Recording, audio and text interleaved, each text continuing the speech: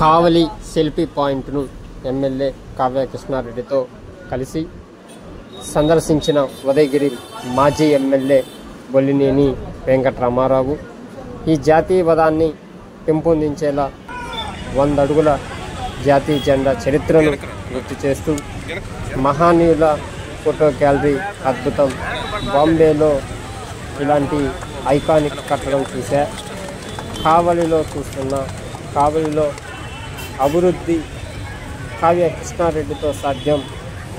అడుగు పెట్టగానే ముస్నూరు రోడ్డు కావ్య కృష్ణారెడ్డి పనితనాన్ని చూపిస్తుంది.